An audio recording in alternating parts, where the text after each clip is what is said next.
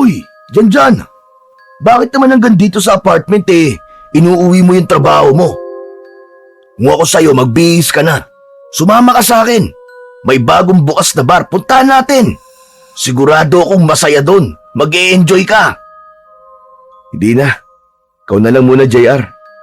Kailangan ko pang pag-aralan tong ebidensya sa mga sunod-sunod na patayan Ayos. Talagang gusto mo agad masolve yan para mapabilis ang promotion mo, no? Hindi naman pare. Nakakabahala na kasi yung halos kada linggo. May mga pinapatay dito sa area natin at sa mga kalapit na lugar. Gusto ko nang mahuli kung sino bang nasa likod ng lahat ng ito. Pero alam mo, sa tingin ko, serial killer yan Posible, pero pwede ring hindi. Kaya nga tutok ako sa kaso na to para malaman ko kung ano talaga ang totoo. Alam mo namang ako lang ang nagtsatsaga sa kasong to kasi karamihan sa mga kasama nating investigator ay sumuko na. Okay, fine. Ikaw ang bahala. Pero teka pare, hindi ka ba talaga sasama sa akin na magbar? Hindi na. Sa susunod na lang siguro. Enjoy ka na lang pare. Sige pare. Ay, oo nga pala. Ikaw na muna ang bahala kay Kiray ha. Teka pare. Hindi ba pwedeng ipaalaga mo muna sa girlfriend mo si Kiray? Alam mo namang allergic ako sa pusa Ikaw naman pare, busy ang girlfriend ko sa pagre-review. Babalik din naman ako mamaya Sige na, babay na pare. Napailing na lang si Janjan nang tuluyan nang umalis si JR. Nang mag-isa na lang siya, ay muli niyang tinuon ang atensyon sa kanyang laptop kung saan naroon ang mga police report at litrato ng mga ebidensya sa mga patayan na nangyayari sa loob lamang ng isang taon. Si PO2 Janjan de la Cruz ay isang tapat at matapang na pulis. Kilala siya sa kanyang walang takot na pagsisiyasat sa mga kaso ng karumal-dumal na krimen sa kanilang lungsod. Sa kabila ng kanyang kabataan, ipinakita niyang hindi siya natitinag sa panganib, kaya madalas siyang isinasabak sa masalimuot na imbestigasyon.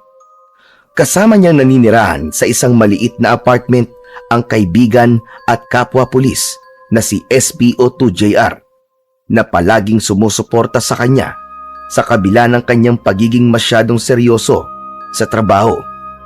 Hindi na mabilang ang mga gabing ginugol ni Janjan sa pag-aaral ng mga ebidensya. Sinusuri niya ang mga larawan ng mga biktima at pinagkakabit-kabit ang mga piraso ng palaisipang matagal nang bumabagabag sa kanya. Sa loob ng halos isang taon, sunod-sunod ang misteryosong pagpatay sa iba't ibang lugar malapit sa kanilang distrito.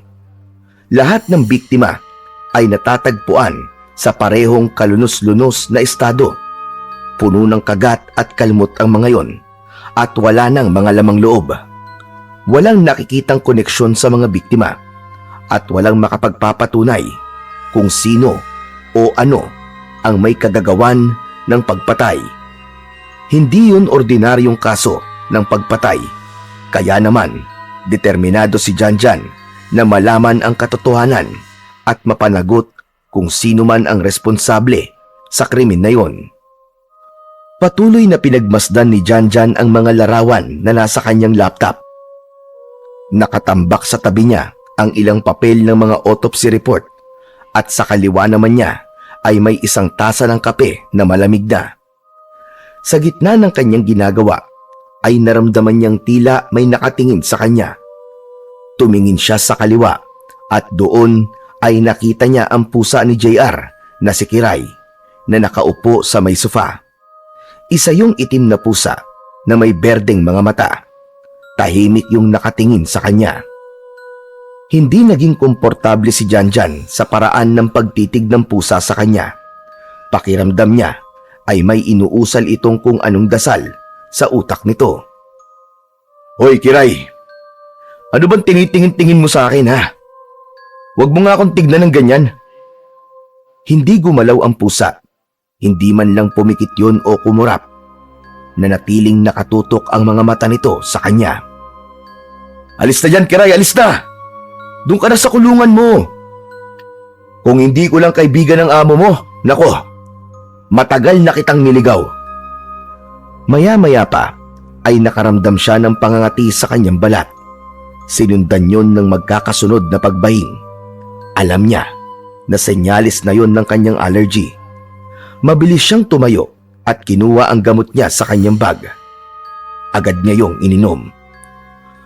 Nung bata pa si Janjan, ay palagi siyang nahihirapang huminga sa tuwing may malapit na pusa sa kanya. Kaya naman ayaw niya sa pusa at kapag may nakikita siyang pusa ay itinataboy niya kagad. Hindi nga lang niya magawang maitaboy si Kiray sapagkat alaga ito ng kaibigan niyang si JR. Matapos ang ilang sandali, bahagya nang nakaramdam ng ginhawa si Janjan at ibinalik na niya ang atensyon sa laptop. Hindi na lang niya pinansin ang itim na pusa dahil alam niyang marami pa siyang mas importanteng bagay na dapat pagtuunan ng pansin. Kinabukasan ng umaga, sa loob ng presinto, ay tahimik na nagtatype si Janjan sa kanyang laptop habang iniisa-isa ang mga report ng patayan. Lahat ng kasamahan niyang pulis ay abala sa kani-kanilang gawain. Maya-maya pa ay tumunog ang teleponong nasa tabi ni Janjan. Agad niya namang yung sinagot. Nanlamig si Janjan nang malaman niya mula sa tumawag na may natagpuan na namang patay. Sa pagkakataon na yon ay isang babae. Nasa isang bakanting lote yon sa San Rafael.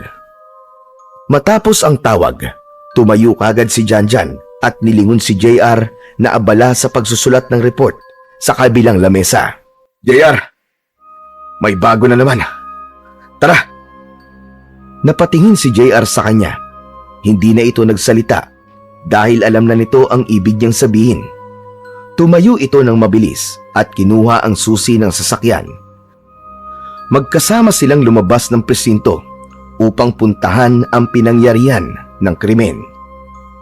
Makalipas ang 20 minuto ay dumating na sina Janjan sa crime scene.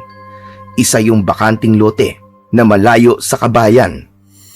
Naroon na ang ilang pulis at isang forensic team. Sa gitna ng lote, makikita ang bangkay ng isang babae na puno ng kalmot, kagat at gutay-gutay ang tiyan na parang may hayop na bumutas doon upang kunin ang lamang loob. Napailing na lang si Janjan habang nakatingin sa walang buhay na katawan ng babae. Maraming beses na siyang nakakita ng patay na tao, ngunit hindi pa rin siya nasasanay sa ganoong tanawin. Kailangan ng mahinto ang magkakasunod na pagpatay na ito, JR. Hindi na pwedeng may madagdag pang biktima. Pero, paano natin gagawin yun, pare? Wala pa rin tayong lead hanggang ngayon. Ni anino nang may kagagawan yan, hindi natin alam. Para tayo naghahanap ng multo na hindi naman natin nakikita. Napatingin si Janjan sa paligid. Pinag-isipan niya kung paano nila matatapos ang investigasyon tungkol sa krimen na yon. Sa dami ng ebidensyang nakuha nila sa kasong yon, ay wala pa rin silang solidong sospek. At ang mas nakakatakot, may pakiramdam si Janjan na hindi tao ang gumagawa ng mga pagpatay. Nang dahil sa magkakasunod na patayan, ay inatasan sina Janjan at JR na magronda sa lugar kung saan madalas nakakakita ng bangkay. Kahit may sasakyan sila, mas pinili nilang maglakad upang maging ang masisikip na eskinita ay mapasok nila. Ilang gabi nila yung ginawa, ngunit kahit anino ng salarin ay hindi nila nakita. Habang naglalakad ang magkaibigan, ay narinig ni Janjan ang reklamo ni JR. Pare, ilang gabi na tayong palakad-lakad dito. Pero wala naman tayong nakikita kahit na anong kahinahinala. Aba pare, baka sa ibang lugar na pumapatay yung killer na yon. Napatigil si Janjan. Napaisip siya ng malalim. Tumakbo sa utak niya ang isang bagay na hindi pa nila masyadong nabibigyan ng pansin. Dahan-dahan siyang lumingon kay JR. Oo nga pre no, pwedeng tama ka. O kaya naman, baka sa ibang lugar sila pumapatay tapos dito nila tinatapon ang mga bangkay. Tama ang sinabi mo tol, Mukhang mahihirapan talaga tayong malaman kung sino nasa likod ng mga patayan na to. Naisip ko na rin na baka hindi lang isang tao ang pumapatay. Maaaring isang grupo ito. Posibleng sindikato na nangunguha ng mga lamang loob at binibenta sa black market. Nagkatinginan sila. Pareho nilang naisip ang parehong bagay. Baka isang grupo to, JR. Tama.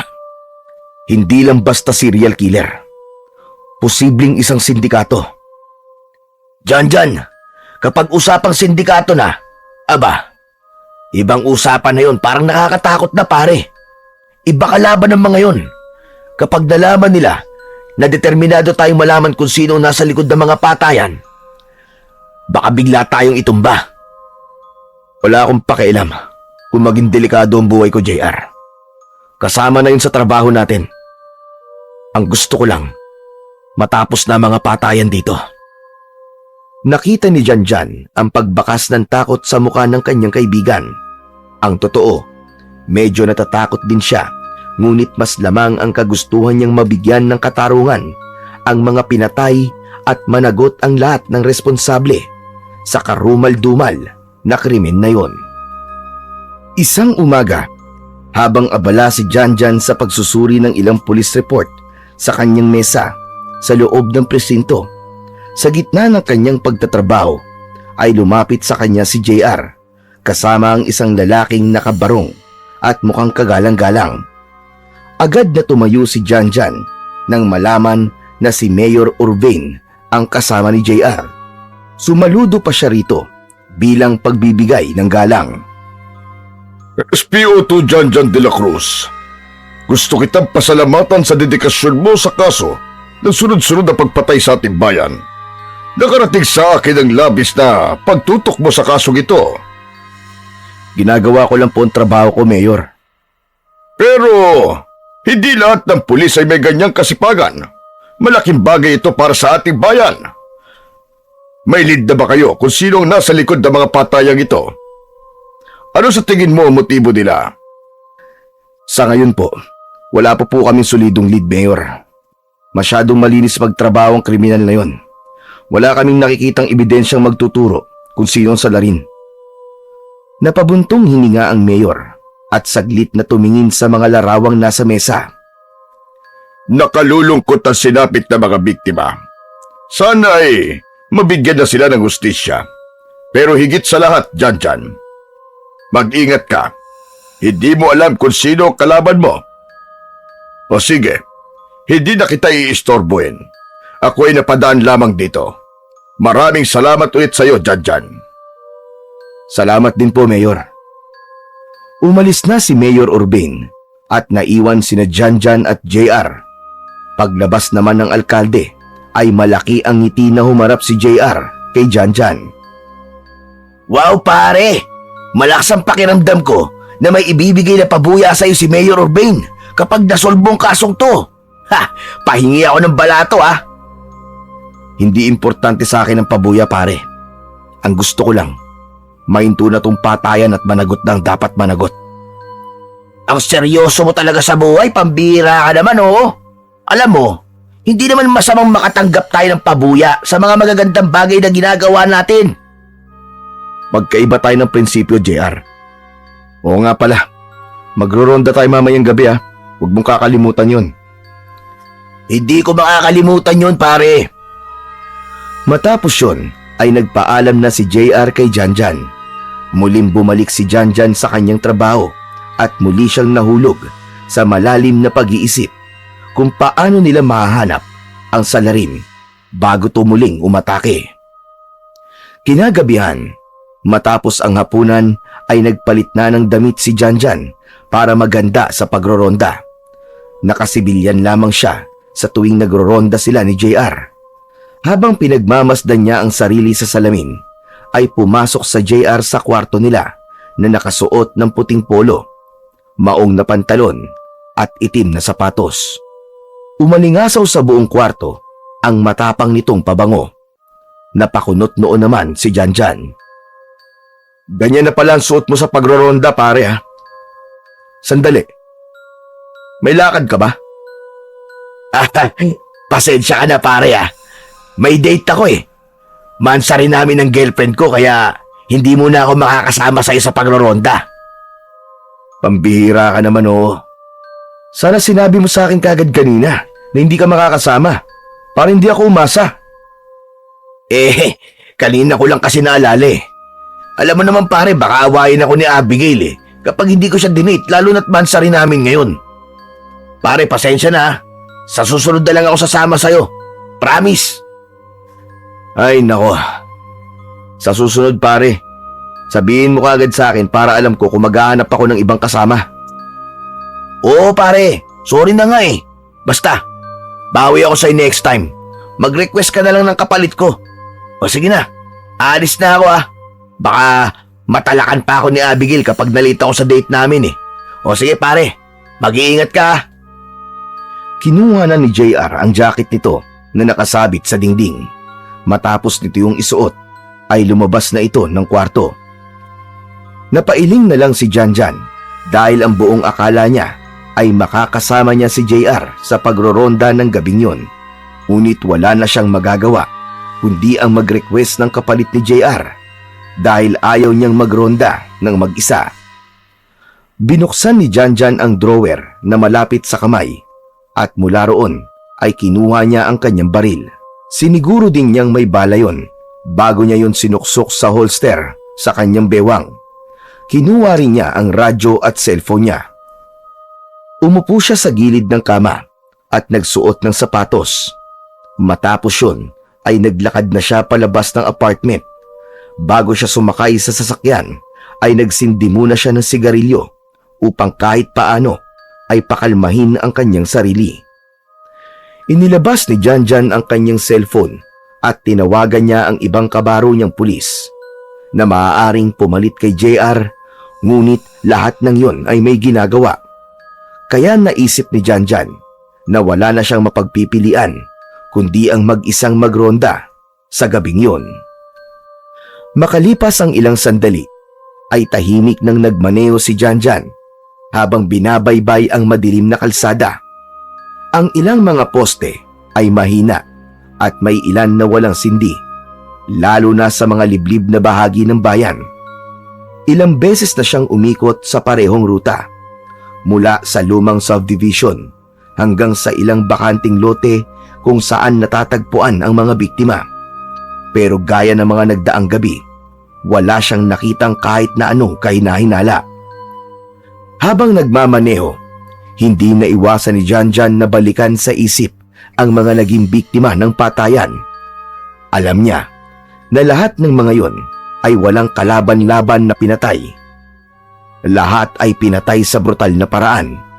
Iniwan ang bangkay na gutay-gutay at walang lamang loob.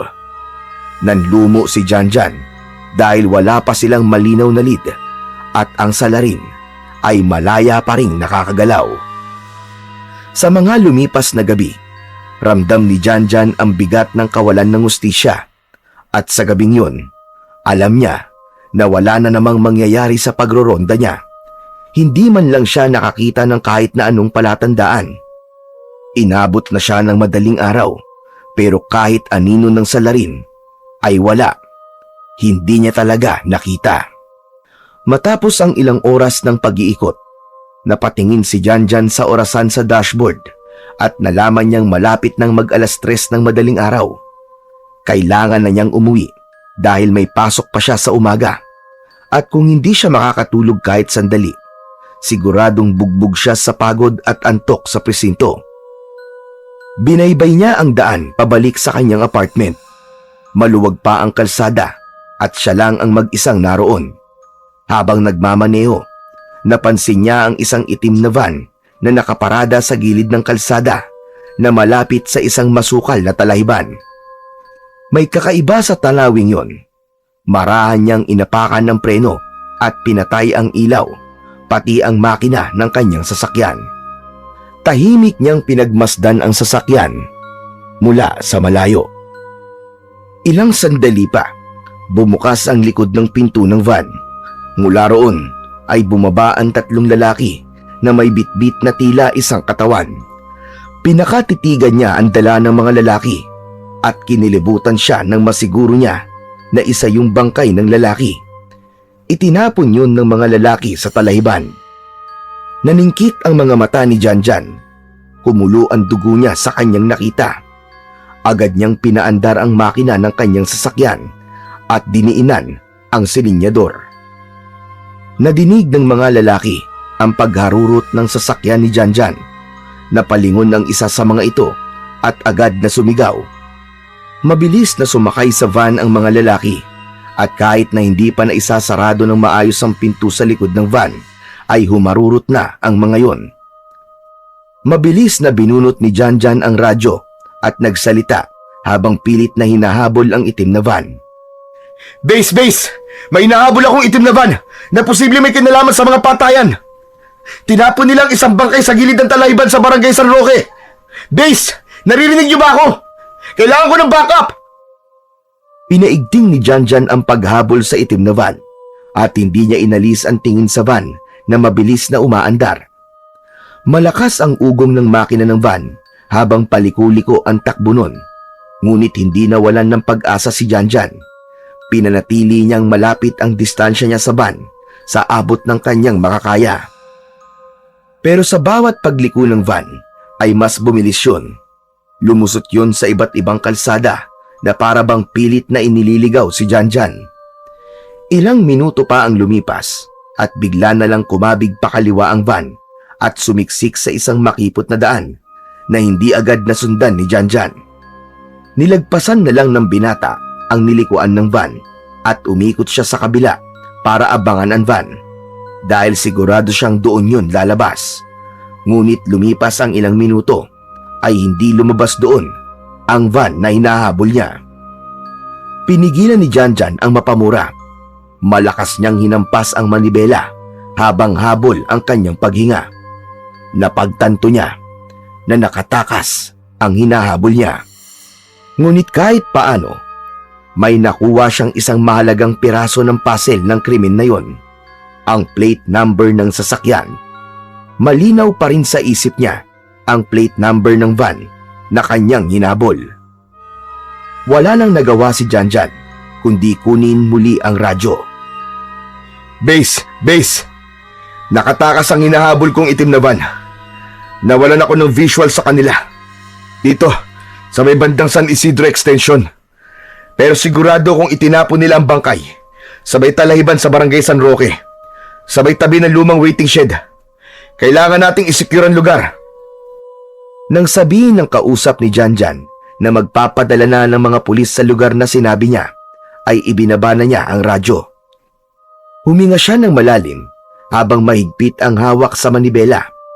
Ramdam pa rin niya ang matinding pagkadismaya sa sarili dahil nakatakas ang van. Nang medyo naimasmasan na siya, ay mabilis na pinaandar ni Janjan ang sasakyan pabalik sa lokasyon kung saan itinapon ang bangkay. Ilang minuto ang lumipas at natanaw na niya ang kumpul ng mga pulis na nakatayo malapit sa talahiban. Inihinto niya ang kanyang sasakyan at agad na bumaba. Habang papalapit siya, napansin niyang tila may kakaibang tensyon sa paligid. Ang ibang pulis ay may hawak na flashlight na para bang may hinahanap ang mga yon.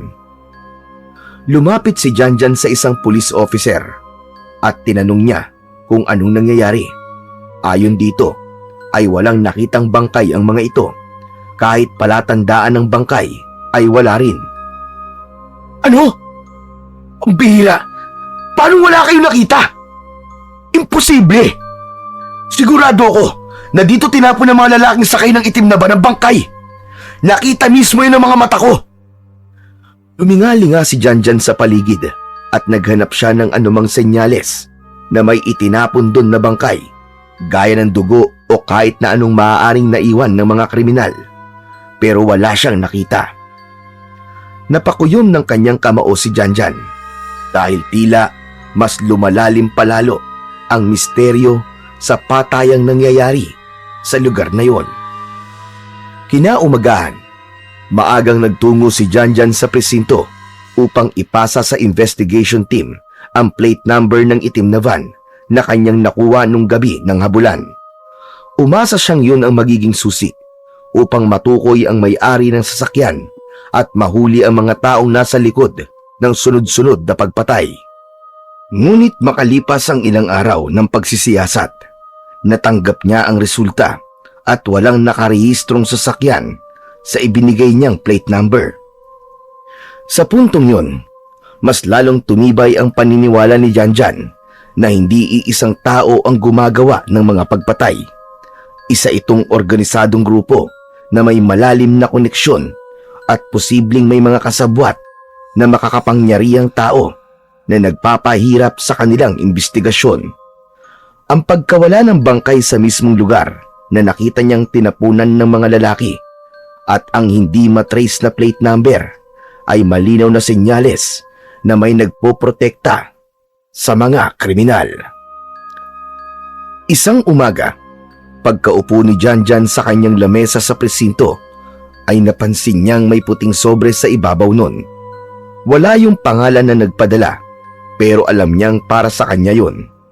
Agad niya yung binuksan at habang binabasa ang nakasaad sa sulat, ay nanlamig ang buo niyang katawan. Nakalagay sa sulat na pinagpapahinga siya ng major nila ng 3 buwan sa trabaho. May sahod pa rin naman daw siya, kaya wala siyang dapat na ipag-alala. Ayon sa major nila, ay masyado na raw siyang burned out at hindi niya na nagagampanan ng maayos ang trabaho niya. Gamitin daw ni Janjan ang 3 buwan para makapagpahinga ng maayos, para kapag nagbalik na siya sa trabaho, ay makapag-function na siya ng maayos. Naikuyom ni Janjan ang kanyang mga kamay. Alam niyang hindi yun totoo. Hindi siya burned out dahil mas lalo pa nga siyang nagiging determinado sa kaso na hawak niya, lalo na't kahit paano ay nagkaroon yun ng linaw. Mula sa likuran ni Janjan ay lumapit si JR na may dalang tasa ng kape. Uy pare, saan mo gusto kumain mamaya? Libre ko. Makabawi man lang ako dun sa isang gabi na hindi kita nasamahan sa pagroronda. Hindi sinagot ni Janjan ang sinabi ni JR. Bagkus ay inabot niya ang sulat dito. Agad naman itong inabot. Oh, ano naman to? Basahin mo nang malaman mo. Buisit! Nakakainis, JR! Agad na binasa ni JR ang sulat at nang matapos nito yung basahin ay napasimangot ito. Ano pare? Pinagpapahinga ka ng 3 buwan dahil burnout ka? Aba, burned out ka nga ba? Hindi. Alam mo na mas naging masigasig ako sa trabaho ko dahil napatunayan ko na hindi isang tao nasa likod ng patayan. Grupo sila, JR. Isa pa, dahil sila nagbigay sa akin ng kasong to, kaya ginagampanan ko na maayos ang trabaho ko. Pero anong ginawa nila? Bigla nila akong tatanggalin sa investigasyon. Hindi makatwiran ang ginagawa nila sa akin. Pero wala ka na magagawa pare. Utos siya na mas nakakataas sa atin eh. Sundin mo na lang. Ang isipin mo na lang, ang swerte mo dahil 3 buwan ka makakapagpahinga pero may sahod ka pa rin. Hindi ko gustong huminto sa pag-iimbestiga, JR. Alam mo yan. Wala akong pakialam sa sahod ko. Alam ko naman yon tol. Pero gaya na sinabi ko sa'yo, wala ka na magagawa. Tignan mo na lang sa ibang perspektive ang mga nangyayari sa'yo ngayon. Natahimik si Janjan. Alam niyang may mas malalim na dahilan pa kung bakit siya pinagpapahinga. Sigurado siya na hindi talaga concern ang mga nakatataas sa kanya. Pakiramdam niya ay may gustong humadlang sa kanya para hindi niya na maungkat pa ang katotohanan sa mga patayan. Wala nang nagawa si Janjan, kaya kahit labag sa loob niya, ay sinunod na lang niya ang utos ng major. Isa-isa niyang niligpit ang mga gamit niya, gaya ng mga papel, ballpen, ilang litrato ng biktima, at ang lumang notebook na ginagamit niya sa investigasyon. Maingat niyang inilagay ang mga yon sa isang kahon, kasama ng kanyang laptop. Sa huling pagkakataon, pinagmasdan ni Janjan ang paligid ng presinto at nangako siya sa kanyang sarili na kahit wala siya roon ng 3 buwan, ay hindi pa rin siya hihinto sa pag-iimbestiga. Habang bitbit ang kahon, ay lumabas na si Janjan ng presinto. Tahimik siyang naglakad at hindi niya alintana ang init ng araw. Bumigat ang bawat takbang niya habang iniisip kung ano ba talaga ang tunay na dahilan ng biglaang pagpapatigil sa kanya sa imbestigasyon at sa pagtatrabaho. Hindi siya makapaniwalang basta-basta lang siyang tinanggal, lalo na't malapit na siyang makakuha ng sagot sa kung sino-sino ang nasa likod ng patayan. Alam niya na may nagtangkang harangan siya na malaman ang buong katotohanan. Habang naglalakad sa gilid ng kalsada si Janjan, isang itim na kotse ang marahang huminto sa tabi niya. Napahinto siya sa paglalakad. Bumaba ang bintana at nakita niya sa backseat si Mayor Urbane. Saan ka pupunta, Janjan? Ah, kayo ho pala, Mayor. Pauwi na po. Doon po sa apartment ko. Ay kung ganun ihahatid ka na namin. Sumakay ka na. Naku, nakakahiya naman po, Mayor. Malapit naman na po ang terminal ng jeep eh. Doon na lang po ako sasakay. Ano ka ba? Huwag ka nang mahiya. Sige na. Sumakay ka na. Minsan lang ako mag-alok ng ganito. Kaya wag mo kong ipahiya. Matigas ang tono ng Mayor at naramdaman ni Janjan na hindi ito tatanggap ng pagtanggi. Sandaling nag-alinlangan si Janjan, pero sa huli, wala na siyang nagawa kundi ang pagbigyan si Mayor Urbane. Binuksan niya ang pinto ng sasakyan at sumakay sa backseat kung saan katabi siya mismo ng Mayor.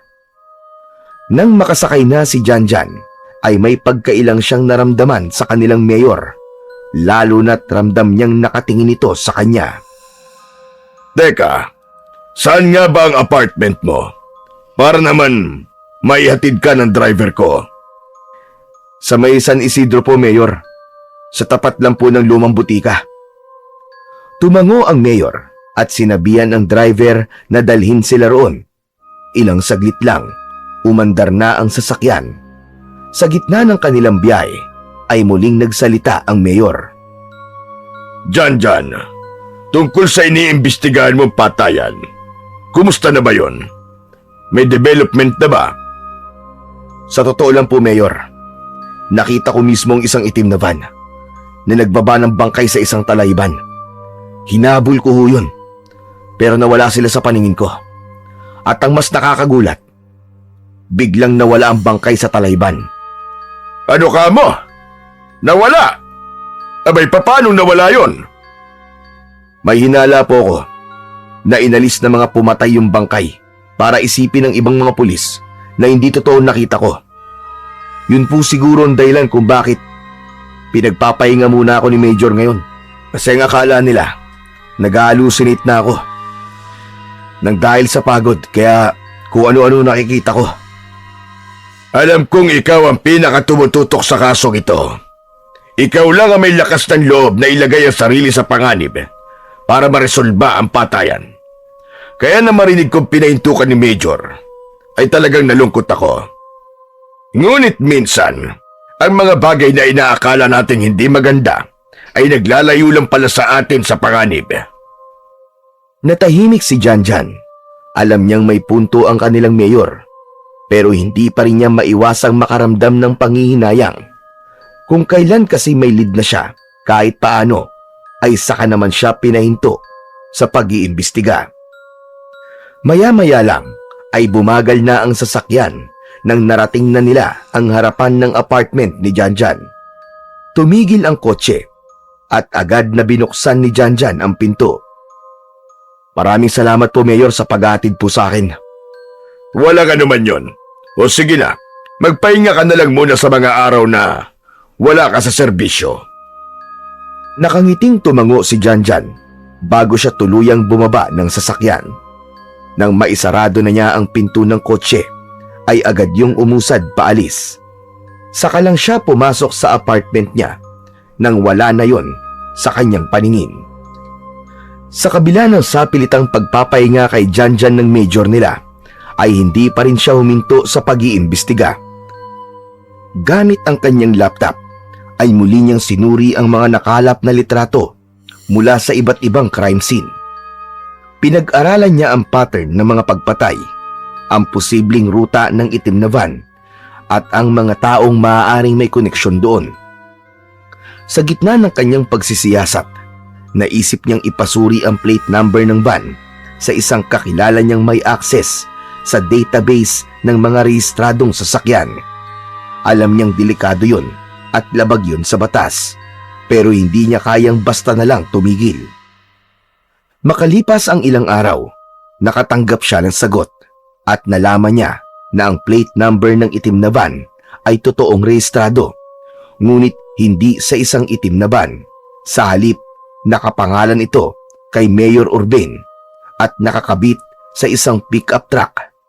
Unti-unting nagsimulang magkaroon ng hinala si Janjan na may itinatago ang kanilang mayor at maaaring may mas malalim itong koneksyon sa mga nangyayaring pagpatay. Sa mga sumunod na araw, naging mas maingat si Janjan sa bawat kilos niya. Palihim niyang sinusubaybayan ang bawat galaw ni Mayor Urbane. Imbis na magpahinga, ay inalam niya kung saan ito madalas pumunta at sino ang mga nakakasama nito. Alam niyang delikado ang ginagawa niya, pero hindi niya kayang isantabi ang natuklasan niya na maaaring may koneksyon ang mayor sa itim na van at posibleng may kinalaman ito sa mga pagpatay. Isang gabi, nakita ni Janjan na lumabas ng bahay nito si Mayor Urbane sakay ng kotse nito. Agad na sumakay ang binata sa sariling sasakyan at sinundan ito mula sa ligtas na distansya. Hindi ito dumaan sa mga pangunahing kalsada. Sa halip, nagmaneho ito patungo sa isang liblib na lugar sa labas ng bayan. Maya-maya pa, huminto ang sasakyan sa harap ng isang lumang warehouse na tila matagal nang inabandona. Pinatay ni Janjan ang ilaw ng kanyang sasakyan at dahan-dahang bumaba. Mabilis siyang nagtago sa likod ng isang lumang container habang pinapanood niyang pumasok si Mayor Urbane sa loob ng warehouse.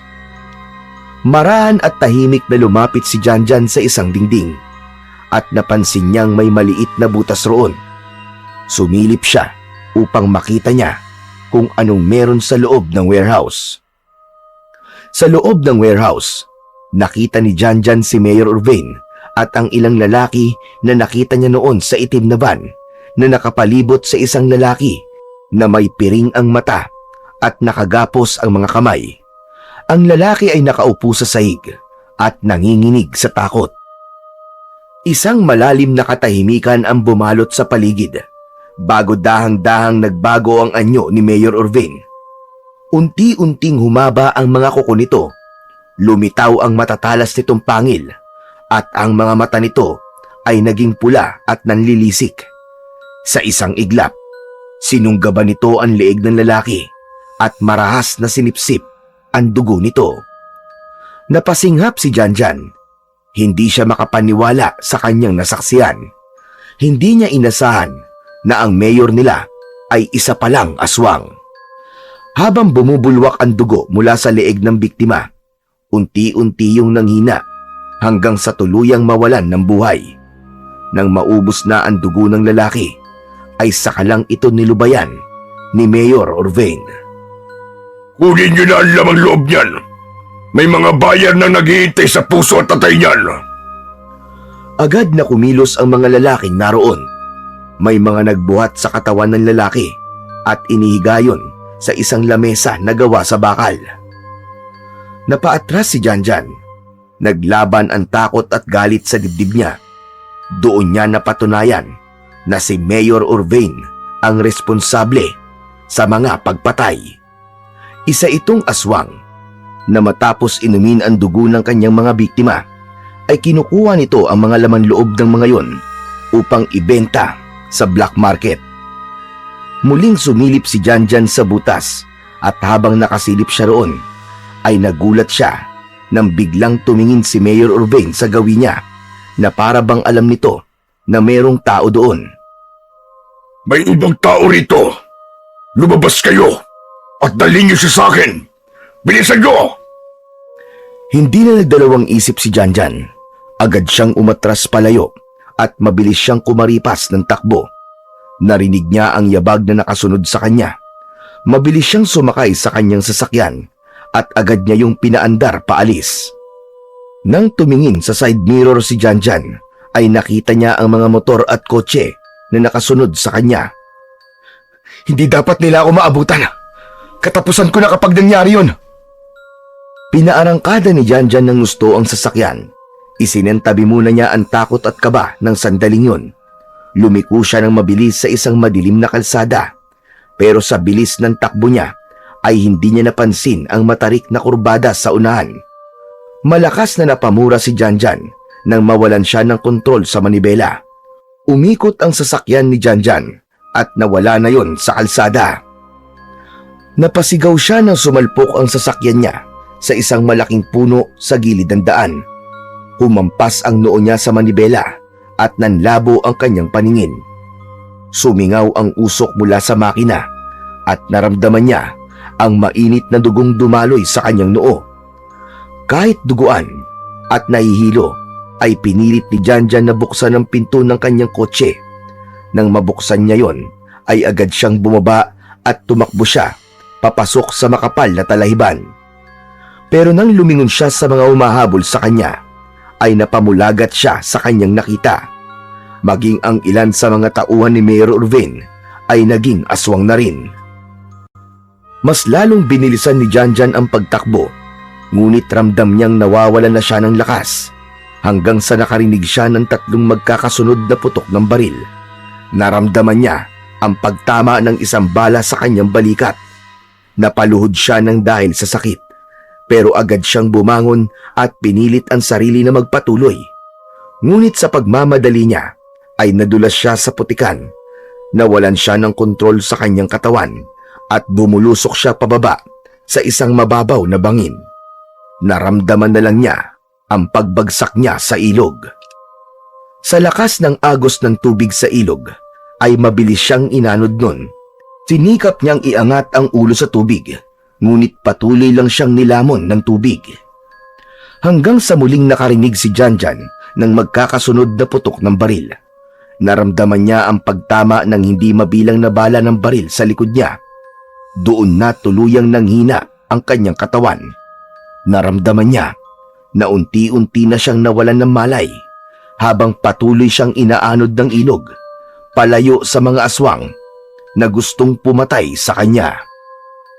Hindi nagtagal ay bumalik din kagad ang ulirat ni Janjan.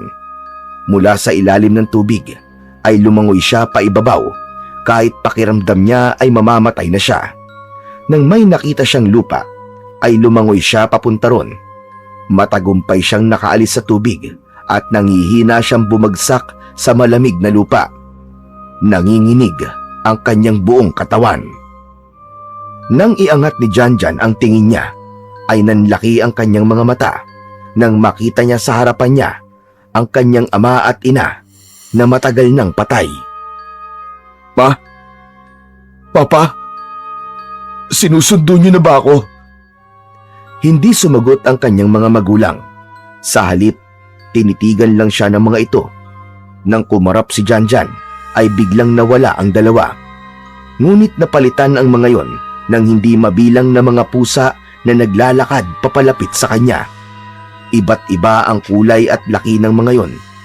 Napatingin si Janjan sa isang pusa na papalapit sa kanya. Isa yung itim na pusa na may berdeng mga mata. Doon niya napagtanto kung sino ang pusa na yon. Yun ay walang iba kundi si Kiray, ang alagang pusa ni JR. Ngunit wala na siyang oras para isipin kung paano napunta ron si Kiray. Habol ang hininga na tumihaya si Janjan. Pakiramdam niya ay anumang sandali ay mamamatay na siya. Sumampa si Kiray sa kanyang dibdib. Ang malamig nitong mga paa ay ramdam na ramdam niya sa kanyang balat. Matiim siyang tinitigan ito ng diretso sa kanyang mga mata at hindi ito kumurap. Maya-maya lang ay narinig niya ang magkakasabay na pagnyaw ng mga pusa sa paligid niya. Nanuot sa kaibuturan ng tenga ni Janjan ang mga ingay ng pusa. Habang nakatitig si Janjan kay Kiray, ay isang hindi maipaliwanag na enerhiya ang dumaloy papunta sa kanya na alam niyang nanggaling sa pusa. Isang matinding init ang bumalot sa kanyang buong katawan. Dumaloy sa kanyang mga ugat ang enerhiyang yon. Napasinghap si Janjan. Maya-maya ay nakaramdam siya ng labis na panghihina hanggang sa muli siyang nawalan ng ulirat. Maliwanag na nang imulat ni Janjan ang kanyang mga mata. Nasa isang lumang kubo siya na noon lang niya napuntahan. Marahan siyang bumangon at doon niya napagtanto na wala siyang pang-itaas na damit. Nang hawakan niya ang kanyang noo ay nagtaka siya dahil wala na ang sugat niya doon. Pilit niyang inabot ang kanyang likod at maging ang mga tama ng baril sa kanya ay nawala na rin.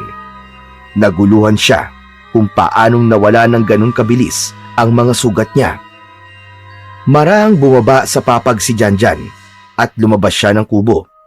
Sa pagbukas niya ng pinto ay tumambad sa kanya ang isang maliit na bakuran na napapalibutan ng matataas na punong kahoy. Sa gitna ng bakuran ay may isang matandang lalaki na nakaupo sa isang mahabang upuan habang umiinom ng kape. Mahaba ang balbas at bigote nito. Lalo siyang nagtaka dahil hindi niya kilala ang naturang matandang lalaki. Napansin agad ni Janjan ang napakaraming pusa sa paligid. Iba't ibang kulay at laki. Ang ilan ay nakaupo sa ilalim ng upuan ng matanda. Ang iba naman ay nakahilata sa may hagdan ng kubo, habang may ilan na tahimik na naglalakad sa paligid. Tumingin ang matandang lalaki kay Janjan at matipid itong ngumiti. Abay, sa wakas, nagising ka na rin. Lumapit si Janjan sa matandang lalaki habang bukas sa muka ang pagkalito. Nasaan po ko? Nasa bahay ko ikaw, na malapit sa gubat. Natagpuan kitang walang balay sa tabi ng ilog. Napapalibutan ka ng mga alaga kong pusa. Ayoko namang iwanan ka roon, kaya dinala na lang kita rito sa aking kubo. Abang, ano nga ba ang pangalan mo? Janjan po. Ako po si Janjan. Ako naman si Gaspar. Pero pwede mo akong tawagin na Mang Gaspar. Muling tumingin si Janjan sa paligid. Pakiramdam naman niya ay ligtas siya roon, pero hindi pa rin nawala ang kaba sa kanyang dibdib. Ano ba nangyari sa iyo, Abang? Bakit nasa ilog ka at walang balay? Napabuntong hininga si Janjan bago nag-umpisang magsalita. Inilahad niya ang lahat mula sa pagsunod niya kay Mayor Urvain, ang nakita niyang katotohanan tungkol sa pagiging aswang nito, hanggang sa habulan sa daan at ang pagtama ng mga bala sa kanyang katawan at pagtangay sa kanya ng tubig sa ilog. Pero ang hindi ko po maintindihan kung bakit po biglang nawala ang mga sugat ko. Aba, dapat po patay na po ako sa dami ng bala na tumama sa akin. Tapos ngayon, kahit galos ay wala akong makita sa katawan ko. Nagulat si Janjan nang biglang lumapit sa kanya ang pusang si Kiray at ikiniskis ang katawan nito sa kanyang paa. Para bang may nais itong iparating. Napatingin si Janjan sa paligid. Marami pang ibang pusa ang naroon. Dapat ay bumabay na siya sa dami ng mga pusa.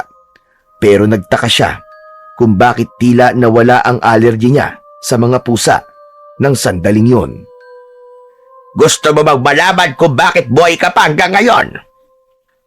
Alam ko na nagtataka ka kung paanong humihinga ka pa matapos ang lahat ng pinagdaanan mo. Teka, panaginip pa ang lahat ng nangyari? O baka naman patay na ako tapos nasa langit na ako ngayon? Hindi panaginip pa nangyari sa'yo. Totoo ang lahat at wala ka sa langit. Buhay ka ngayon dahil may tangan ka ng 9 na buhay ng pusa. Ano? Ano pong sinabi niyo, Tatang? Si Kiray at ang iba pang pusa ang nagbigay sa iyo niyan.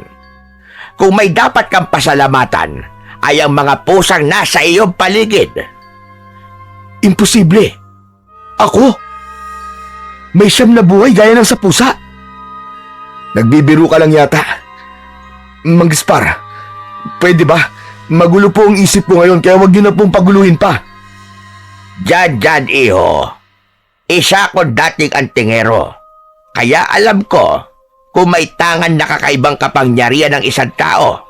At nang makita ko mga mata mo, alam kong may tangan ka ng siyam na buhay ng pusa. Hindi po ako naniniwala sa inyo. Hindi mo ako mapapaniwala sa ganyang bagay, Mang Gaspar.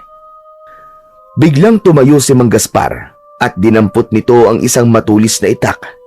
Mula sa lamesa, lumapit ito kay Janjan at matiim siya nitong tinignan. Gusto mo ba ng pruweba? Napaatras si Janjan. Natakot siya sa hawak na itak ng matandang lalaki. Magsasalita pa sana siya, pero mabilis siyang sinaksak ni Mang Gaspar ng itak sa tapat mismo ng kanyang puso. Nanlaki ang mga mata ni Janjan. Naramdaman niya ang malamig na bakal na bumaon sa kanyang laman habang nilukob siya ng matinding sakit. Nang hugutin ni Mang Gaspar ang itak, ay bumagsak siya sa lupa. Nahirapan siyang huminga hanggang sa unti-unting nagdilim ang kanyang paningin. Makalipas ang ilang sandali, ay tuluyan ng huminto ang paghinga ni Janjan at niyakap na siya ng malamig na kamatayan. Makalipas ang ilang minuto, ay muling nagising si Janjan. Napasinghap siya at agad niyang hinabol ang kanyang paghinga. Naguguluhan siyang bumangon mula sa lupa. Pakiramdam niya ay nalunod siya tapos bigla siyang nabuhay. Agad niyang hinawakan ang parte ng dibdib niya kung saan siya sinaksak ni Mang Gaspar. Abot langit ang naging pagtataka niya nang wala na siyang sugat doon na parang walang nangyari. Teka, ang sugat ko! Ano nangyari? Bakit nawala ang sugat ko? Bakit buhay na naman ako? At bakit niyo po ako sinaksak? Nababaliw ka na ba? Galit na hinawakan ni Janjan ang kwelyo ni Mang Gaspar at iniumang niya ang isa niyang kamao para suntukin ito sa muka. Kung hindi ko yun ginawa, hindi ka maniniwala na meron kang siyam na buhay. Pasensya ka na lang, kasi nabawasan ka na ng isang buhay ngayon. Walo na lang ang natitira sa'yo. Naguguluhang binitiwan ni Janjan si Mang Gaspar. Pakiramdam niya ay mababaliw na siya ng sandaling yun. Hindi. Hindi totoo to. Panaginip lang ang lahat ng ito. Naiintindihan ko kung bakit mahirap para sa'yo na paniwalaan ang nangyayari ngayon. Sadyang may mga bagay talaga sa mundo na mahirap paniwalaan, pero yun ang totoo. Tulad ng mga aswang, marami pa rin ang hindi naniniwala sa kanila. Pero totoo, kasama natin silang naninirahan sa mundong ito. Natigilan si Janjan. Naalala niya si Mayor Urvin at ang mga tauhan nito. Ang totoo, dati ay hindi siya naniniwala sa aswang. Ngunit nang makakita siya ng ganoong nilalang, ay doon na nagbago ang kanyang paniniwala. Kaya posible rin talaga na nagsasabi ng katotohanan si Mang Gaspar. Pero, bakit ako? Bakit ako binigyan ng ganitong kapangyarihan? Dahil nakita ng mga pusa ang kabutihan na nasa iyong puso, Janjan. Alam nila gagamitin mo ang kapangyarihang ito sa kabutihan. At sigurado ako na hindi lang siyam na buhay ang meron ka ngayon. Ano? Ano pong ibig niyo sabihin? May iba ka pang kakayahan, pero ikaw mismo makakatuklas nun sa mga darating pag-araw. Kaya huwag kang magugulat kung may mga bagay kang magagawa ay hindi kayang gawin ng isang pangkaraniwang tao. Hindi pa rin makapaniwala si Janjan sa kanyang mga nalaman. Pero sa kaibuturan ng kanyang isip ay may bahagi na nagsasabing totoo ang lahat ng yun. At sigurado siya na simula sa araw na yun ay isang malaking pagbabago ang mangyayari sa kanyang buhay. Matapos marinig ang lahat ng sinabi ni Mang Gaspar, ay unti-unting nabuo sa isip ni Janjan na hindi isang aksidente ang pagkakaroon niya ng siyam na buhay. May dahilan kung bakit siya nabigyan ng kakayahang bumangon mula sa kamatayan, at alam niyang yun ay upang wakasan ang kasamaan ni Mayor Urbane. Hindi niya maaaring hayaang magpatuloy ang pagpapalaganap nito ng takot at pagpatay nito sa mga inosenteng tao. Alam niya na kailangan ng wakasan ang lahat ng yun sa lalong madaling panahon. Ngunit alam din ni Janjan na hindi ganun kadali ang lahat. Kung basta na lang niya isisiwalat ang nalaman niya, ay maaaring siya pa ang pagbintangan at ituring na kalaban ng mga tao. Napakalakas ng impluwensya ng mayor at siguradong marami ang maniniwala sa sasabihin nito kumpara sa kanya. Kailangan niyang magplano ng mabuti, pag-isipan ang bawat galaw at tiyakin na kapag umatake siya ay wala ng lusot si Mayor Urbane.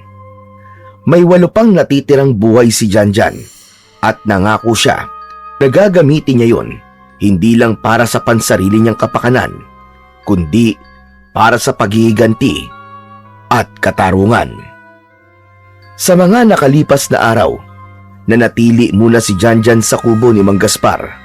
Tinulungan niya ang matanda sa mga gawain habang lihim na binuo niya ang kanyang plano laban kay Mayor Urbane.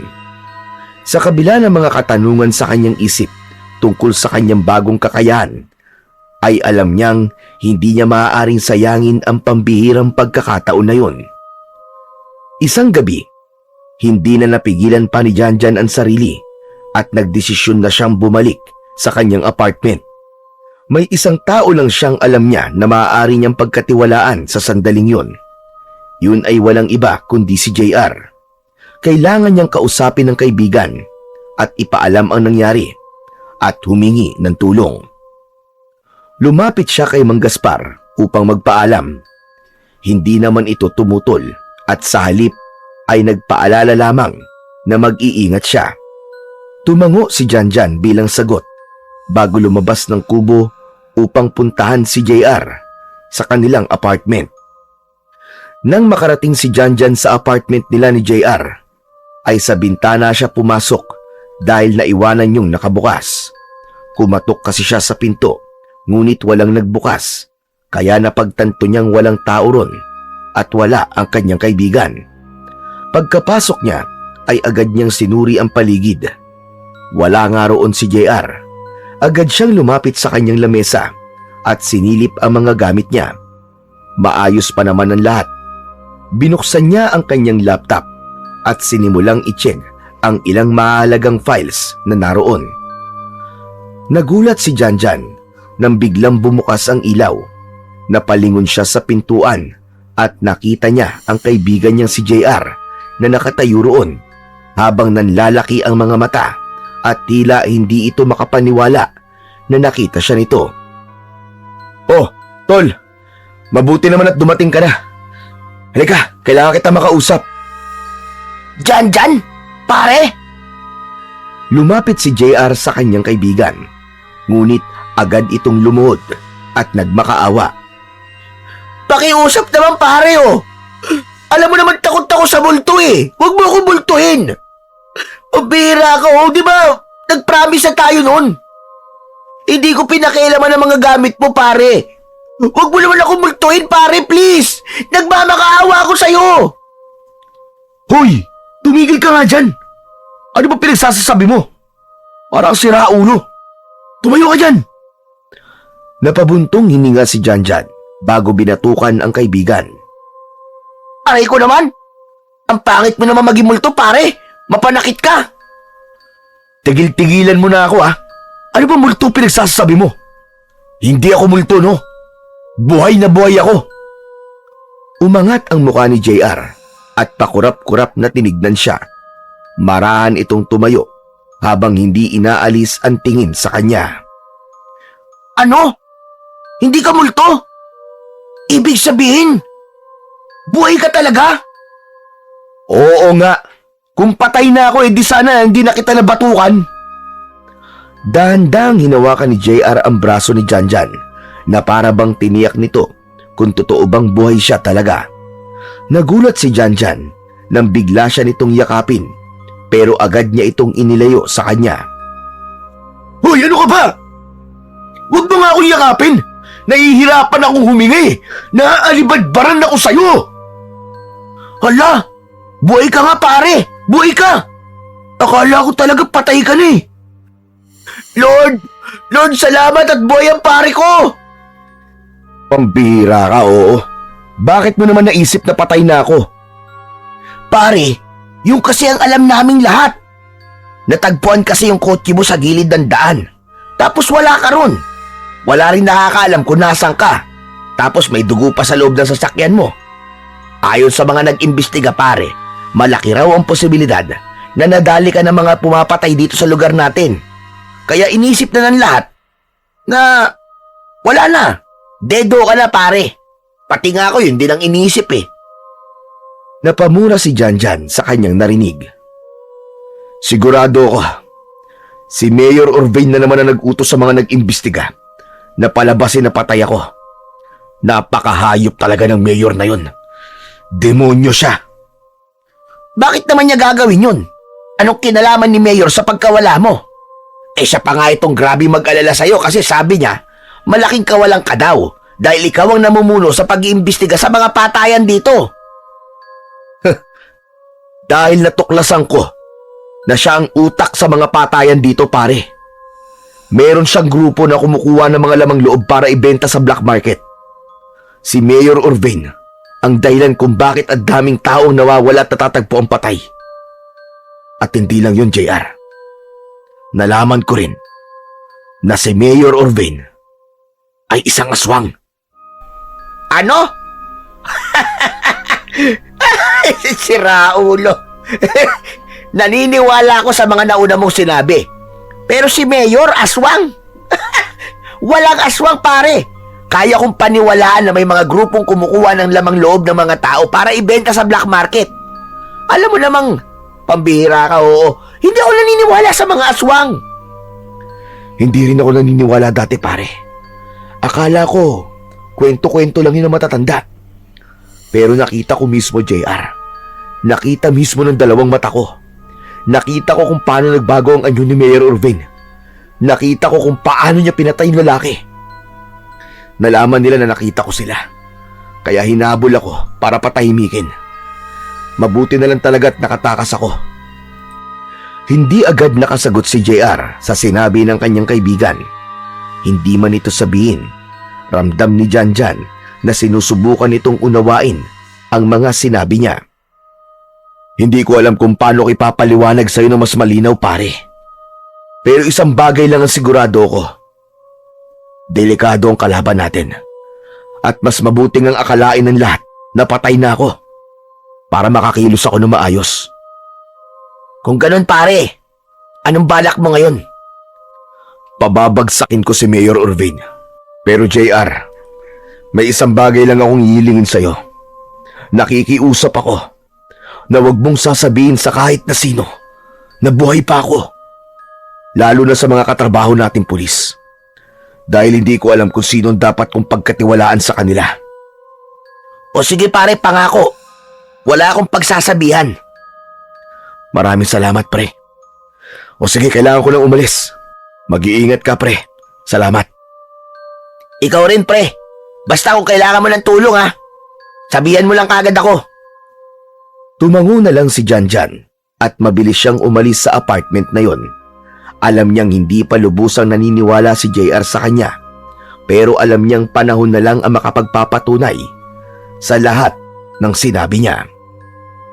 Simula noon, tuwing umaga ay maagang gumigising si Janjan upang simulang palakasin ang kanyang katawan. Tumakbo siya sa kagubatan, lumundag sa matataas na bato at ginamit niya ang ilang puno bilang kasangkapan sa kanyang pagsasanay sa pakikipaglaban. Inisip niya na ang isang puno ay ang kalaban niya at yun ang kanyang ginawang punching bag. Sinalay ni Janjan ang kanyang bilis sa pag-atake, pero sa paglipas ng mga araw, napansin niyang tila hindi na normal ang kanyang galaw. Mas naging mabilis siya kesa dati Ang dating mga hakbang na kailangan niyang pag-isipan ay nagiging otomatiko na para bang mabilis pa ang galaw ng katawan niya kesa sa kanyang isip. Sa gabi, sinubukan din ni Janjan na magsanay sa madilim na bahagi ng gubat.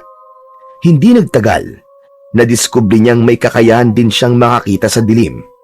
Bawat anino, bawat paggalaw ng dahon, bawat kaluskos ay nakikita at nararamdaman niya kahit sa gitna ng kadiliman. Sa isang pagkakataon, hinamon ni Janjan ang sarili. Pumikit siya at sinubukang maramdaman ang paligid gamit lamang ang pandinig at pangamoy. Hanggang sa may naramdaman siya na presensya ng isang ahas sa hindi kalayuan. Nang buksan niya ang kanyang mga mata, ay napagtanto niyang tama nga ang kanyang naramdaman. Hindi lang lakas at bilis ang nagbago sa kanya. Parang nagbago na rin ang mismong kakayahan at kapasidad ng kanyang katawan. Isang hapon, matapos ang mabigat na pagsasanay, umupo si Janjan sa labas ng kubo ni Mang Gaspar. Pawis na pawis siya, pero ramdam niya na mas lumalakas siya sa bawat pagtatapos ng kanyang pagsasanay. Lumapit si Mang Gaspar kay Janjan at inabot nito sa kanya ang isang basong tubig. Kinuha naman ng binata ang baso at agad na ininom ang tubig na laman nun. Salamat po, Mang Gaspar. Nakikita ko na nagkakaroon na ng magandang bunga ang iyong pagsasanay. Nadiskubre mo na rin ang iba mo pang kakayahan. Ano na nga pala ang plano mo ngayon? Gusto ko pong pabagsakin ng sindikato ni Mayor Urbin. At sisiguraduhin kong malalaman ng lahat kung sino talaga ang mayor na tinitingala nila. Hindi po ako papayag na dumami pa magiging biktima nila. Masaya ako na gagamitin mo ang kapangyarihan mo sa kabutihan. Pero wag ka lang basta sumugod. Tandaan mo, hindi lang tao ang kalaban mo. Dahil karamihan sa kanila ay mga aswang. Napatingin si Janjan sa kanyang mga kamay. Ang bilis, ang lakas, ang kakayahang nakakakita sa dilim. Lahat ng yon ay alam niyang ibinigay sa kanya upang tapusin ang kasamaan ni Mayor Urbin. Alam niyang hindi yun magiging madali, pero hindi siya titigil hanggat hindi niya nakukuha ang hustisya para sa mga naging biktima ng Mayor Urbin na yon. Isang gabi, nagdesisyon si Janjan na magtungo sa lumang warehouse kung saan dinadala ni Mayor Urbin ang mga bihag nito. Nang masiguro niya na wala roon sina Mayor at ang mga tauhan nito, ay tahimik siyang pumasok sa lumang warehouse. Tahimik ang paligid. Kahit madilim doon, dahil walang bukas na ilaw, ay malinaw niyang nakikita ang paligid. Habang nililibot ni Janjan ang loob ng lumang warehouse, ay may narinig siyang mahihinang pag-iyak. Napakunot ang noo niya. Agad siyang luminga sa paligid. Inisa-isa niya ang mga sulok, pero wala siyang nakitang tao. Lalo siyang naging alisto. Sinundan niya ang pinagmumulan ng pag-iyak at gamit ang malakas niyang pandinig ay napagtanto niya na sa ilalim ng warehouse nagmumula ang pag-iyak. Naglakad-lakad siya at tuminto siya sa isang parte ng lumang warehouse na nasa dulong bahagi. Lumuhod siya at itinuon niya ang kanyang kamay sa sahig. Napansin niya na bakal ang parting yun. Iba sa sementadong sahig ng warehouse. Hinanap niya ang maaaring daan pababa at doon niya nakita ang isang trapdoor sa sahig. May kandado ang trapdoor. Malaki yun, ngunit alam ni Janjan na gamit ang lakas niya ay posibleng kaya niya yung sirain. Huminga ng malalim si Janjan at sinubukang buksan ang trapdoor gamit ang mga kamay. Sa isang malakas na paghila lang, ay biglang bumigay ang matibay na kandado. Napatingin siya sa kanyang sariling kamay at hindi siya makapaniwala sa lakas na meron siya. Isang hagdan ang bumungad kay Janjan nang mabuksan niya ang trapdoor. Walang alinlangang bumaba siya doon at habang palapit siya sa dulo ng hagdan ay mas luminaw ang tunog ng pag-iyak. Hindi lang isang tao ang umiiyak, kundi marami. Sa kabila ng dilim, kitang-kita ni Janjan ang tanawin sa ibaba. Ilang tao ang nakapiring at nakatali. Mga babae, lalaki, at meron ding mga bata. Siksikan ng mga yon sa isang sulok habang nanginginig sa takot. Dahan-dahang lumapit si Janjan sa mga yon at mahinang nagsalita. Huwag kayong maingay. Tutulungan ko kayong makaalis dito. Napalingon ang lahat kay Janjan. Mabilis, ngunit maingat na kumilos si Janjan. Isa-isa niyang pinakawalan ang mga biyag. Ginamit niya ang maliit na kutsilyong dala niya upang putulin ang matitibay na lubid na nakapalupot sa kamay ng mga ito. Nang matanggal na ang mga gapos, ay agad niyang inalis ang mga piring ng mga bihag. Lumutang sa mukha ng bawat biyag ang takot at pag-aalinlangan, ngunit mas nangibabaw roon ang pag-asa. Huwag kayong maingay. Sumunod lang kayo sa akin at sisiguraduhin kong makakaalis kayong lahat dito ng ligtas at buhay. Naunang umakyat si Janjan sa hagdan. Nang makarating siya sa itaas, ay luminga siya sa paligid. Wala pa rin doon ang mga tauhan ni Mayor Orvain. Nang masiguro niyang ligtas ang paligid, bumalik ang tingin niya sa mga bihag at sumenya siya sa mga yon na pwede nang lumabas ang mga ito. Isa-isang umakyat ang lahat sa hagdan habang bakas sa mukha ng mga ito ang labis na takot. Naunang lumabas si Janjan ng warehouse. Nang makita niyang ligtas pa rin ang paligid, ay mabilis siyang humarap sa mga bihag. Dali! Sa likod ng warehouse kayo dumaan. Tumakbo kayo at kayong hihinto hanggang sa makarating kayo sa kalsada. Doon kayo humingi ng tulong. Agad na tumakbo mga bihag palabas ng warehouse. Tinuntun na mga yon ang madilim na daan sa likod ng warehouse. Pinanood ni Janjan ang mga bihag hanggang sa unti-unti nang makalayo ang mga yon. Hindi muna siya umalis sa kanyang kinatatayuan dahil nais niyang makasiguro na walang susunod sa kanila. Makalipas ang ilang minuto, ay nagdesisyon na si Janjan na sumunod sa mga bihag. Ngunit hindi pa man siya nakakaakbang, ay bigla siyang nakarinig ng ugong ng paparating na sasakyan. Mabilis siyang nagtago sa gilid ng warehouse. Mula roon ay sumilip siya at nakita niya ang isang van at ilang motor na huminto sa harap ng warehouse. Mabilis na bumaba ang ilang armadong lalaki mula sa van. Ilang saglit lang, bumukas ang pinto ng van sa harapan at bumaba mula roon si Mayor Orvain. Pumasok ang grupo sa loob ng warehouse. Patuloy na nakiramdam si Janjan. Ilang sandali lang, narinig niya ang sigawan at pag-aalboroto ng mga tauhan ni Mayor. Nagsimula ang kaguluhan sa loob ng warehouse. Narinig niya ang malalakas na tunog ng mga bagay na sinisipa at ibinabalibag sa sahig. Sinabayan yun ng malulutong na pagmumura ni Mayor Orvain. Hanapin niyo mga bihag! Sigurado kong hindi pa nakakalayo mga yon! Bilisan niyo! Sunod-sunod na yabag na palabas ng warehouse ang narinig ni Janjan. Huminga ng malalim ang binata at inihanda ang sarili. Nang maramdaman niya na nasa pinto na ng warehouse ang mga kalaban niya, ay mabilis niyang sinunggaban ang baril ng isang tauhan ni Mayor. Pinilipit niya ang braso ng lalaki at nang mabitiwan nito ang machine gun, ay agad niya yung inagaw at itinutok sa mga papalapit na kalaban. Walang tigil na pinaputukan ni Janjan ang mga yon. Ang ilan sa mga tauhan ni Mayor Orvain ay agad tinamaan ng bala at bumagsak sa lupa. Ang iba naman ay mabilis na nakapagtago. Ilan sa mga tauhan ng mayor ay naging aswang. Maging si Mayor Orvain ay nag-anyong aswang na rin nang makita nito si Janjan. Sabay-sabay na sumugod ang mga aswang kay Janjan. Nagpapaputok siya ng sunod-sunod, ngunit hindi yun naging sapat sa bilis ng mga aswang. May isa na mabilis na sumunggab sa kanya. Ang ilan ay hinawakan ang magkabilaan niyang braso. Malakas siyang napasigaw sa sakit nang may mga aswang na kumagat sa kamay niya. Hindi na niya kinaya at tuluyan na niyang nabitiwan ang hawak niyang baril. Sa dami ng aswang na nakahawak kay Janjan, ay madali siyang naihiga ng mga yon sa lupa.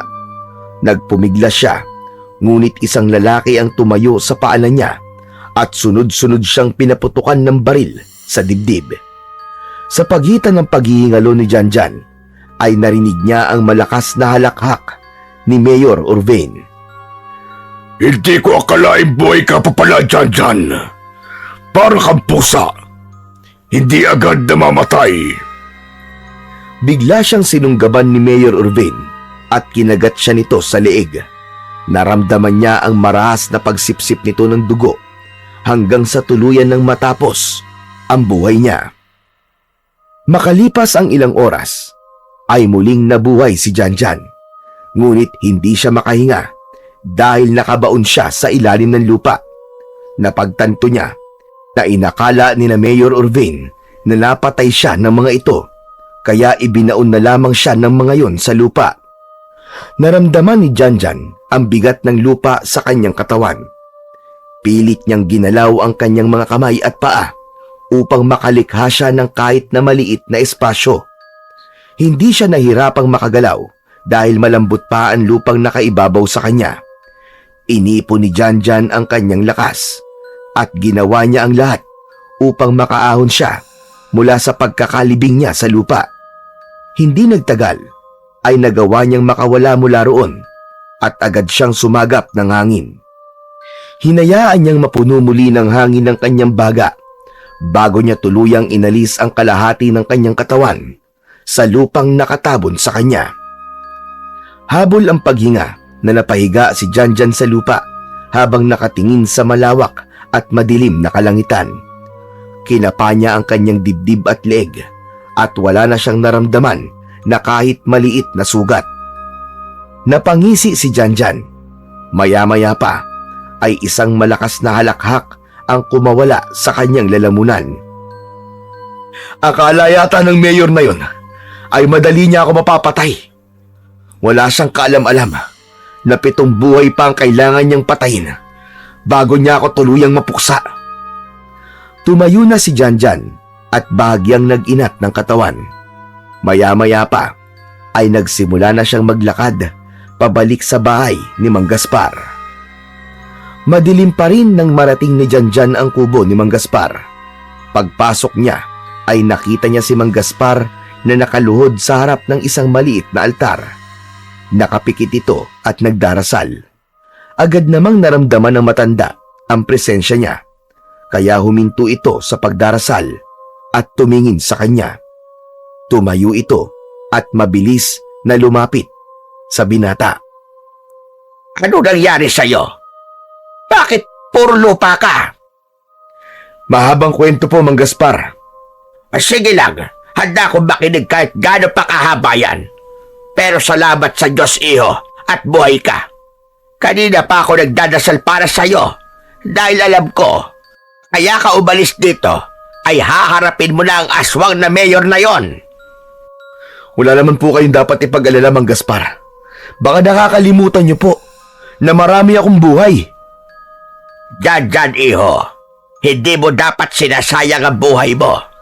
Abay, nauubos din yan. Alam ko po, Mang Gaspar, pero marami pa ako natitira. Meron pa akong 7 buhay. Hindi ko gusto yung sinasabi mo. Ibig sabihin napatay ka ni Mayor Urbain. Bawat buhay ay mahalaga. Hindi mo dapat iniisip na para ka lang may reserba na pwede mong gamitin kung kailan mo gusto. Umupo si Janjan sa bangkito at napabuntong hininga. Pinapahalagaan ko naman po ang buhay na meron ako. Kaya lang, nagulat po ako sa nangyari. Ano ba kasi ang nangyari? Sige na, ikwento mo sa akin. Pumunta po ako sa warehouse kung saan ko nakitang pumasok noon si Mayor Urbain at kung saan niya po dinadala ang kanyang mga nagiging biktima. Wala pong tao nung makarating ako doon. Pero bigla pong may narinig po akong umiiyak. Natuklasan ko po na sa basement pala ng warehouse, doon niya itinatago ang mga biyag niya. Pinuntahan ko po yun. Pinatakas ko silang lahat. Pero biglang dumating si na Mayor at doon nila ako napatay. Ibinaon po nila ako sa lupa. Pero nakabangon pa rin po ako. Muli po ako nabuhay. Tama nga ang aking sinabi kanina. Hindi mo pa rin siya napatay. Hindi ko man po siya napatay, pero naitakas ko naman po mga bihag. Sigurado ako na sila po magsasabi sa lahat kung anong ginagawa ng mayor na yon at kung anong klaseng halimaw siya. Tumango-tango si Mang Gaspar. Matapos yun, ay sinabihan siya nito na maglinis ng katawan sa likod. Agad na nagtungo si Janjan sa likod ng kubo at doon ay hinubad niya ang kanyang suot na damit at sinimulang maglinis ng katawan gamit ang isang timbang tubig na naroon. Nang sumunod na gabi, ay naisipan ni Janjan na magtungo sa apartment nila ni JR upang makausap ang kaibigan niya sa development ng kaso ng mga pagpatay sa lugar nila. Malakas ang kutob niya na sa sandaling yun ay nagsalita na ang mga nakatakas na biyag laban kay Mayor Orvain. Huminto si Janjan sa tapat ng pinto ng apartment at agad siyang kumatok. Ilang sandali pa ay bumukas ang pinto at nakita niya si JR. Hindi na ito nagsalita at agad siyang pumasok. Pagpasok ni Janjan ay agad niyang naamoy ang pinaghalong amoy ng sigarilyo at alak sa loob ng apartment. May ilang bote ng beer sa lamesa. Bukas ang TV pero nakamute. Nang maisarado ni JR ang pinto ay saka lang ito nagsalita.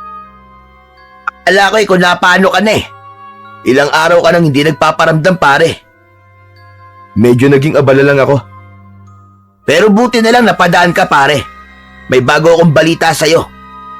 May mga biyag na nakatakas mula sa isang warehouse. At ang sabi nila, narinig nila mismo sa mga dumukot sa kanila na ibibenta nga sa black market ang mga lamang loob nila. O di ba? Tama ako. Yan ang sinabi ko sa'yo nun. Pero alam ko na pare tungkol sa mga nakatakas na yan. Dahil ako mismong tumulong sa kanila para makatakas. Ano? Seryoso ka ba, pare? Paano mo nagawa yun? Mag-isa ka lang ba? Hindi na importante pare kung paano. Ang gusto kong malaman ay kung nagsalita na ba ang mga nakatakas laban kay Mayor Orvain. Sinabi rin ba nila na si Mayor ang utak sa mga patayan at isa tong aswang? Yun nga ang problema, pare. Wala silang sinabi tungkol doon. Ano? Anong ibig mo sabihin? Wala silang ideya kung sinong dumukot sa kanila eh. Hindi raw nila nakita ang mukha ng mga tao sa warehouse. At nga raw yung nagligtas sa kanila, hindi nila alam yung itsura eh. Kasi sobrang dilim daw sa loob ng warehouse. Kung ganun, malaya pa rin si Mayor Orvain. Bakit kasi hindi ka nalang magbigay ng testimonya laban sa kanya, pare? Hindi ba sabi mo, ikaw mismo nakakita na naging aswang si Mayor at pinatay niya yung isang lalaki? Bakit pare sa tingin mo ba paniniwalaan ako ng mga pulis kapag sinabi kong aswang si Mayor? Mag-iisip ako ng ibang paraan pare. Kailangan makita ng lahat kung sino o ano talaga ang hayop na Mayor na yon. Kinakabahan naman ako sa plano mong yan, Janjan. Basta, mag-iingat ka, pare. Hindi na rin nagtagal si Janjan sa apartment na yon at naglakad na siya pabalik sa bahay ni Mang Gaspar. Masama ang loob niya dahil inisip niya na sa sandaling yun dapat ay alam na ng lahat ang lihim ni Mayor Orvain. Ngunit hindi pa rin siya nawalan ng pag-asa na darating ang araw na pagbabayaran ni Mayor ang lahat ng kasamaan na ginagawa nito. Sa mga nakalipas na araw, patuloy na nag-isip si Janjan ng kanyang susunod na hakbang. Hindi siya maaaring sumuko hanggat malaya pa rin si Mayor Orvain dahil malaki ang posibilidad na hindi pa rin mahihinto ang mga patayan. Bukod doon, hindi pa rin humihinto si Janjan na magsanay upang maging mas malakas siya at mas makabisado niya ang mga kakayahan na meron siya.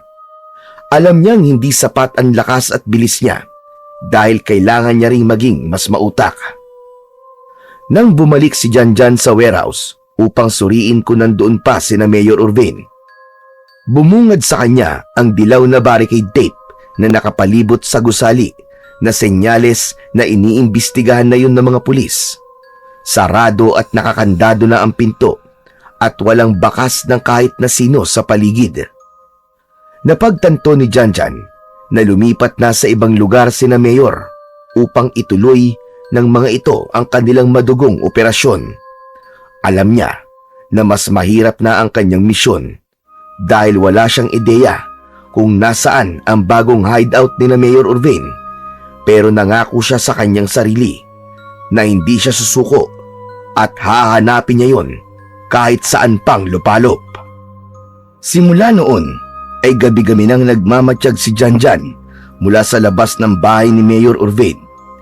Ilang gabi na siyang nagbabantay at naghihintay ng kahit na anong senyales na maaaring magturo sa kanya kung nasaan ang bagong hideout ng mga ito. Ngunit sa bawat gabi na lumilipas, ni anino ni Mayor ay hindi niya nasilayan. Naisip ni Janjan na mas naging maingat na si Mayor sa kilos nito. Isang gabi, habang naghahapunan sila Mang Gaspar sa loob ng kubo, hindi maiwasan ni Janjan na maibulalas ang kanyang pagkadismaya.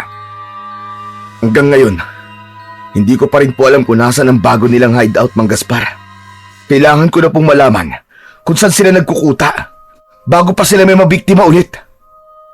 Wala ka pa rin nakikitang lumalabas o pumapasok sa bahay ng Mayor? Wala po. Kahit na isang tauhan niya, wala akong nakikita. Hindi ko na nga po alam kung umuuwi pa ba si Mayor Urbane sa bahay niya eh. Baka naman lumipat lang talaga sila. Sigurado ka bang hindi pa nila alam na buhay ka na naman? Sigurado po ako na hanggang ngayon ay iniisip ni Mayor na patay na ako. Nababahala po ako na baka may mga kinukuha na naman silang mga tao at tinatago nila kung saan. Maging matyaga ka lang, Janjan. Habaan mo ang iyong pasensya sa mga ganitong laban. Hindi lang tapang at lakas ang kailangan. Kailangan din ng tiyaga at talino. Alam ko naman po yun. Pero habang hindi ko pa rin alam kung nasa ng bago nilang hideout, ay malaki ang posibilidad na baka may mga inosenteng buhay na naman ang mawala. Minsan, matagal bago makamit ang hustisya. Pero mas mabuti na maghintay ng tamang pagkakataon kaysa magpadalos-dalos at mapahamak. Tahimik na nagpatuloy sa pagkain si Janjan. Pinag-isipan niya ang mga sinabi ni Mang Gaspar. Alam niya na wala naman siyang magagawa kundi ang maghintay, ngunit sa tuwing iniisip niya na may buhay na namang mawawala dahil kay Mayor Urbane, ay hindi niya maiwasang isipin na baka kailangan ay mas maging agresibo na siya sa mga susunod niyang hakbang at plano. Nang sumunod na gabi, ay nagdesisyon si Janjan na tuluyan ng pasukin ang bahay ni Mayor Urbane.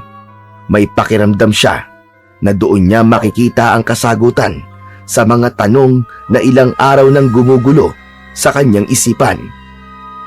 Walang ingay na tumakbo si Janjan patungo sa mataas na pader na nakapalibot sa buong bakuran ng bahay ni Mayor Urbane. Isang mabilis na pagtalon at pagkapit gamit ang kanyang mga kamay ang ginawa niya, at para siyang pusang umakyat sa matarik na pader. Sa isang iglap ay nasa tuktok na siya.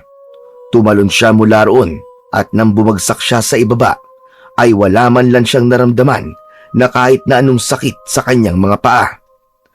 Pinagmasdan ni Janjan ang paligid. Ang malalaking bintana ng bahay ay nakapinid at tanging ang ilaw mula sa poste sa kalsada ang nagbibigay ng liwanag sa kanyang paligid. Tumingala siya at napansin niya ang isang balkonahe sa ikalawang palapag. Mabilis siyang tumakbo at tumungtong sa isang maliit na ledge sa gilid ng bahay. Saka umakyat patungo sa balkonahe. Sa ilang sandali lang, nasa itaas na siya at marahan siyang lumapit sa may pinto na nasa balkonahe. Buti na lang at hindi yun nakalak, kaya matagumpay siyang nakapasok sa loob ng bahay ng kanilang mayor. Tahimik niyang tinahak ang hallway sa ikalawang palapag habang palingalinga siya sa bawat sulok. Bumaba siya sa hagdan. Nang marating niya ang unang palapag, ay muli niyang pinagmasdan ang paligid. Walang kahit isang tao ang naroon at tila maging ang bahay na yon ay inabandona na rin. Babalik na sana siya sa ikalawang palapag nang bigla siyang may narinig na maihinang pag-iyak. Natigilan si Janjan at nakiramdam siya ng mabuti. Sinundan niya ang pag-iyak hanggang sa napansin niya ang isang pinto sa ilalim ng hagdan. Sigurado ang binata na doon nanggagaling ang mga iyak. Nilapitan niya yon at sinubukang buksan, pero nakalak. Napamura siya sa kanyang sarili. Wala na siyang oras para humanap ng susi. Malakas niyang sinipa ang pinto at sa pangatlong sipa niya ay bumigay na nga ang pinto. Tumambad sa kanya ang isang makitid na hagdan na pababa. Humigpit ang hawak niya sa patalim na nakasukbit sa kanyang bewang. Pakiramdam niya ay naulit lang ang eksena noong nagtungo siya sa lumang warehouse kung saan may mga nailigtas siyang bihag ni Mayor Urvain. Sa bawat takbang ni Janjan pababa ng hagdan ay lalong bumigat ang kanyang pakiramdam. Isang malamig na hangin ang sumalubong sa kanya na may halong amoy ng dugo. Nang marating niya ang ibaba ng hagdan, ay nanlaki ang kanyang mga mata sa kanyang nakita. Sa loob ng malawak na silid na yon ay may mga taong nakaupo sa sahig.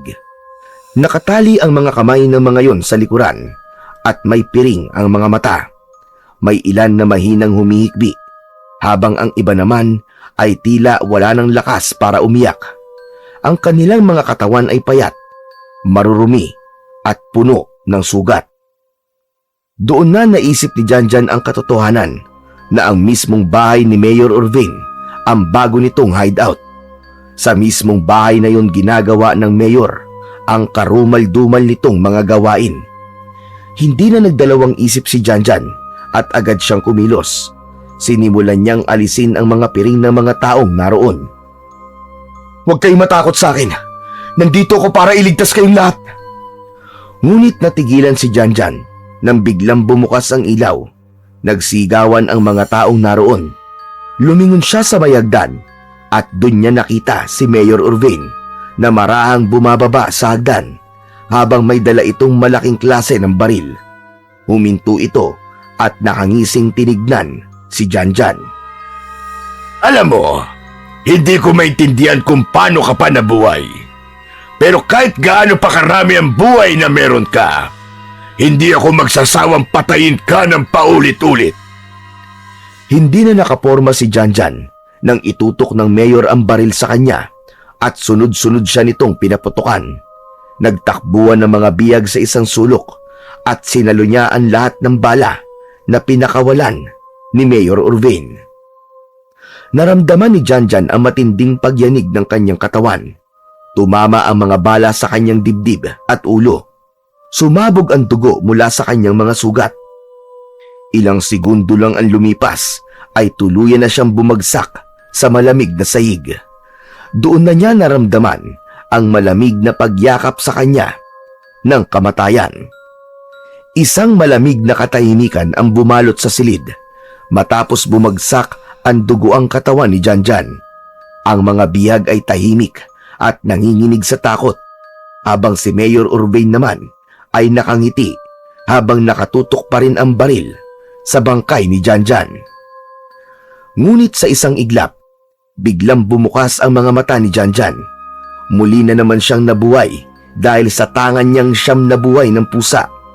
Napasinghap siya, ngunit bago pa man siya makabangon ay nakita niyang nag-anyong aswang na si Mayor Urvain. Mabilis na inatake ng mayor si Janjan at sinunggaban siya nito na matutulis nitong mga ngipin sa kanyang leeg.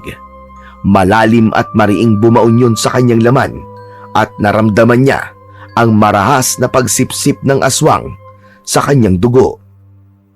Ramdam na ramdam ni Janjan ang mabilis na pagkaubos ng kanyang hininga. Lumabo ang kanyang paningin at namanhid ang buo niyang katawan. Hanggang sa pangalawang pagkakataon sa gabing yon ay muli siyang namatay sa kamay ni Mayor Urvain. Subalit makalipas na naman ang ilang minuto ay muling nabuhay si Janjan. Ngunit sa pagkakataon na yon ay handa na siya. Mabilis niyang kinuha ang patalim na nakasuksok sa kanyang pantalon at itinarak niya yun ng 3 beses sa tagiliran ng mayor. Napaatras ang mayor at hindi makapaniwala sa bilis ng pagkilos ni Janjan. Bumagsak ang galit sa muka ng aswang. Mabilis namang tumayo si Janjan at ubod lakas niyang sinipa sa dibdib si Mayor Urvain. Tumalsik ito at malakas na bumangga ang likod nito sa dingding. Hindi na ako papayag. Nabawasan mo pa ng kahit na isang buhay na meron ako. Bago pa man makabangon ng maayos si Mayor Urvain, umatake na kagad si Janjan. Sinugod niya ito ng walang pag-aalinlangan.